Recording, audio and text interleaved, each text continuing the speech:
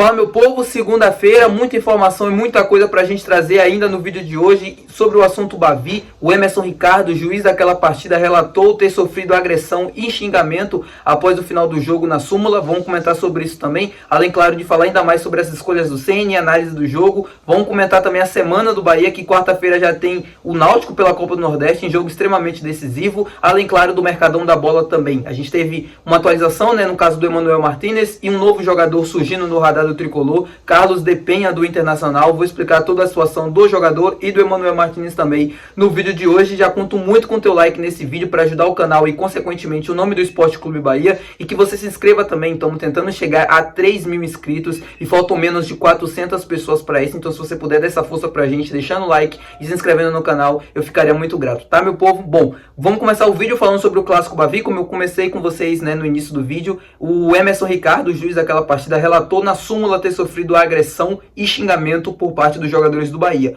O xingamento foi feito pelo Biel. O camisa 11 disse ao árbitro, o Emerson Ricardo, com as seguintes palavras, abre aspas: "Você é incompetente, seu vaga.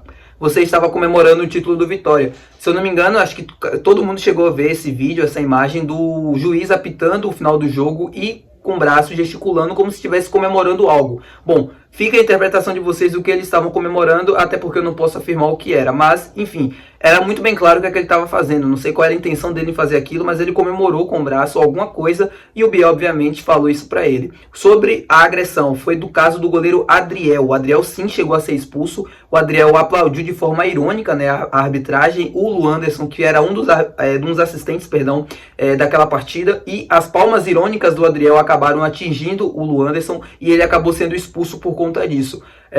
Enfim, não vai fazer diferença. Eles podem até ser julgados por conta dessa expulsão, mas acredito muito que isso não vai dar em nada. O Biel, sim, acho que fez justiça a quase toda a torcida do Bahia.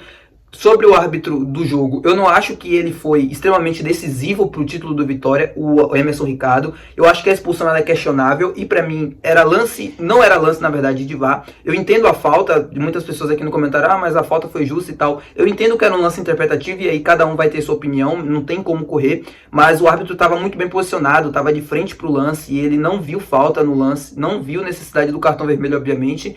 E o VAR recomendou a ida dele para a cabine e para mim não cabia a decisão do VAR ter chamado, porque a decisão de campo ela já foi... Claro, a decisão de campo tem que ser mantida, tem que ser respeitada. Era um lance interpretativo, não era um lance claro de cartão vermelho na minha visão. Mas não tem como dizer que aquela expulsão não condicionou a partida. Acho que a partida foi muito condicionada por conta daquilo. Acabou prejudicando assim, o Bahia no sentido de que teve que fazer substituições para recompor a lateral esquerda. A ideia original também teve que ser desconfigurada. O Biel, que era um jogador importante na partida, acabou saindo também, enfim... O Bahia perdeu força por conta daquela expulsão, 70 minutos, ainda mais um clássico, pesa bastante essa situação, e o time não conseguiu depois ter força e nem mental para conseguir reagir e incomodar o Vitória dentro da partida. Mas, enfim, sobre as escolhas do Ceni, falei sobre isso no vídeo de ontem também, mas fiquei bastante incomodado com uma coisa que eu esqueci de comentar no vídeo também, sobre a substituição do Ademir, Na hora que o Ademir entra, ele primeiro chama o Iago, dá a instrução pro Iago, e no momento que ele tá dando a instrução, ele recebe uma vaia de praticamente 48 mil pessoas que estavam dentro do estádio, e logo depois os gritos, de burro, burro, burro, e claramente por conta disso ele muda a substituição e chama o Ademir. Quem estava dentro do estádio claramente conseguiu perceber também.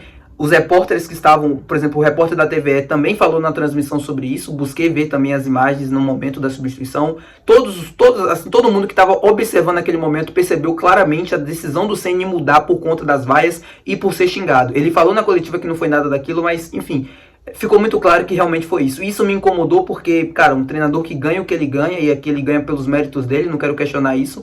Ele não pode mudar uma substituição, não pode mudar, se perder nas convicções por conta do grito externo, por mais que os gritos externos, a torcida estivesse correta em reclamar daquela substituição. O time precisava ser mais ofensivo, mas o treinador não pode se mostrar estar tão perdido assim em uma decisão, em um clássico tão grande como é o Clássico Bavi. Ele não pode mudar de opinião somente porque a torcida chamou ele de burro, ou seja, o que é que ele queria passar com aquilo? Eu não entendo até agora, eu não entendi na verdade, isso me assustou de verdade, porque não esperava essa atitude do Ceni, um treinador... Cara, que tem uma bagagem, que tem hoje não vou dizer um currículo, mas tem como treinador, tá?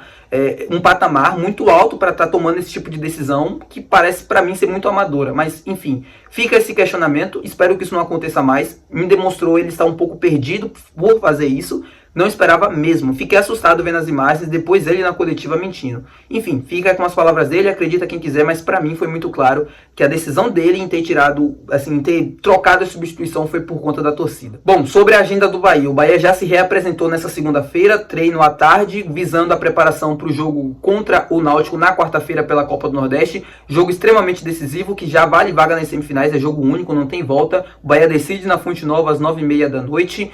A gente não vai ter folga durante a semana, ou seja, o Bahia vai treinar na segunda, na terça, quarta tem jogo. Quinta-feira também já se representa para treinar. Sexta-feira e no sábado enfrenta o Internacional lá em Porto Alegre pela estreia do Campeonato Brasileiro. Ou seja, semana cheia, semana bastante decisiva. O campeonato já começa no próximo sábado.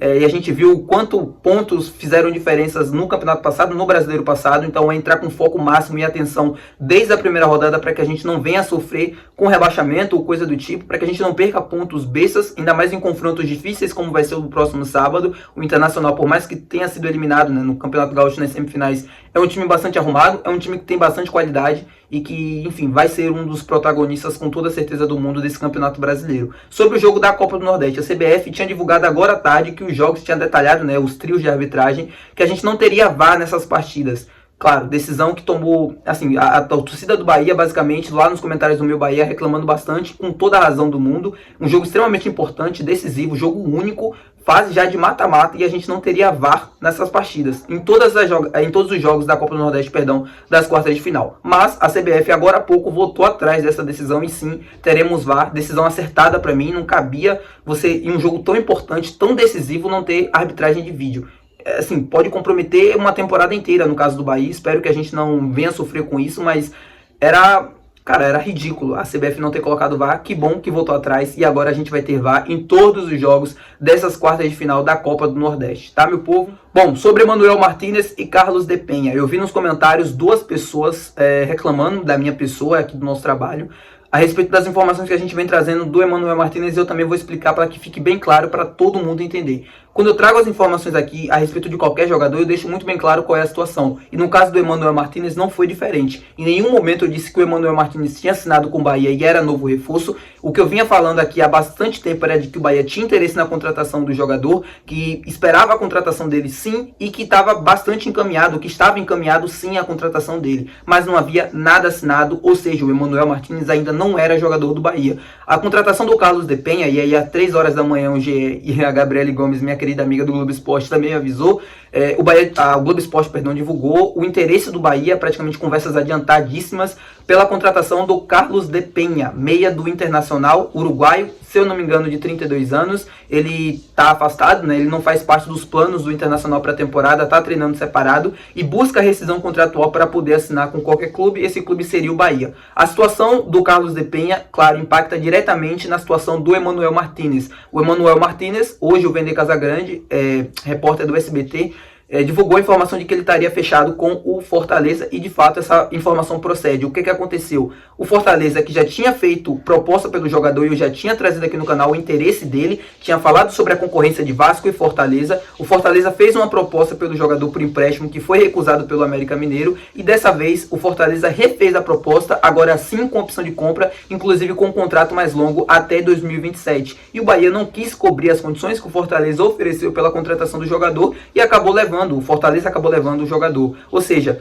o Bahia não estava praticamente fechado, mas estava muito adiantada a conversa com o Emanuel Martínez. A informação que eu recebi o tempo todo era essa, de que o jogador praticamente estava com conversas adiantadas, que o Bahia tinha bastante interesse na contratação do jogador, mas recuou por conta da oportunidade que surgiu com o Carlos de Penha, com a contratação dele que viria livre de graça. É importante lembrar isso, o Fortaleza está pagando aproximadamente 9 milhões ao América Mineiro pela contratação do Emanuel e optou pela contratação do Carlos de Penha, ou seja, avançou na contratação do Carlos de Penha e recuou no Emanuel Martínez para não cobrir as condições que o Fortaleza impôs, que eram de 9 milhões, além, claro, da questão dos contratos, do salário e tudo mais, dos bônus, enfim. É essa situação do Emanuel e do Carlos de Penha que eu trago para vocês. Quando eu trago aqui a informação de algum jogador, não quer dizer que ele está fechado. Eu não sei que eu fale, ó gente, esse jogador está fechado. Quando eu não trago quando eu não afirmo isso aqui no canal, ele não está fechado. Coisas podem acontecer porque é o futebol brasileiro e são as dinâmicas do mercado. Às vezes as pessoas pensam que a gente tem uma máquina, que a gente vai acertar tudo, que a gente tem que ser 100% em tudo. E eu não vejo muitas pessoas, muitas das vezes, reclamando com veículos maiores do Bahia por conta disso. Vem aqui nos comentários ficar falando coisa, enfim, que não aconteceu. Então a situação sobre Emanuel Martínez e Carlos de Penha está explicado para vocês. O Bahia sim vai buscar fazer mais contratações nessa janela de abril. Faltam 11 e sim, eu traria os dois também, tá? Eu sei que você deve estar pensando nisso agora.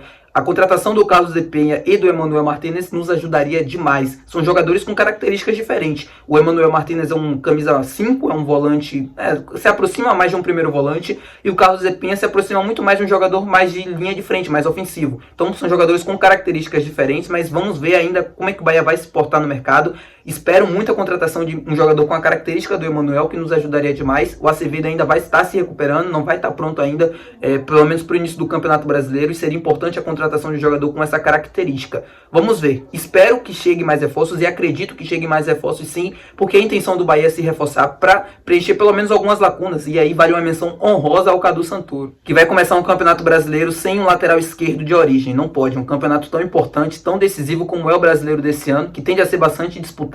A gente não pode entrar nesse campeonato, nessa disputa, sem pelo menos um lateral esquerdo de origem. Eu sei que houveram lesões, empecilhos na vinda do Iago antes do final do contrato. O Bahia tentou sim antecipar a vinda dele, mas sem sucesso. Então, desde que não conseguiu, era para ter trazido um lateral esquerdo, pelo menos, para ser titular e para que a gente não fique improvisando os jogadores. Bastante improvisações a gente já tem dentro desse time dos 11, pelo menos. E, enfim, essa improvisação, pelo menos, poderia ser evitada, mas vamos torcer para que chegue pelo menos um lateral esquerdo, pelo menos um zagueiro. Espero muito que o Bahia consiga trazer o Joaquim, espero muito que consiga trazer um lateral ainda nessa janela, para que a gente não tenha que esperar até o meio do ano, até a metade praticamente do Campeonato Brasileiro para fazer isso, tá, meu povo? Espero que vocês tenham assistido o vídeo até aqui. Se você assistiu, deixa o teu like aqui, conto muito com isso, se inscreve no canal também. Se você gosta dos nossos vídeos, comenta aqui embaixo aqui o que é que tu achou dessa contratação do Carlos de Penha, dessa conversa, né, adiantada praticamente com o Carlos de Penha, informação do Globo Esporte, e dessa recuada pelo Emanuel Martínez. Conta aqui embaixo a tua opinião também, além, claro, de tu, enfim, os comentários é livre pro que você quiser, obviamente desde que tenha com respeito, tá? É isso, até o próximo vídeo de amanhã, terça-feira. Qualquer coisa importante trago antes aqui no canal, mas se não houver nada muito importante, sempre os vídeos saem aqui entre 6h30, 7, 7h30 da noite. Não passa disso, para deixar você muito bem informado todos os dias sobre o Tricolor de Aço, tá, meu povo? Até o próximo vídeo, muito obrigado, tchau.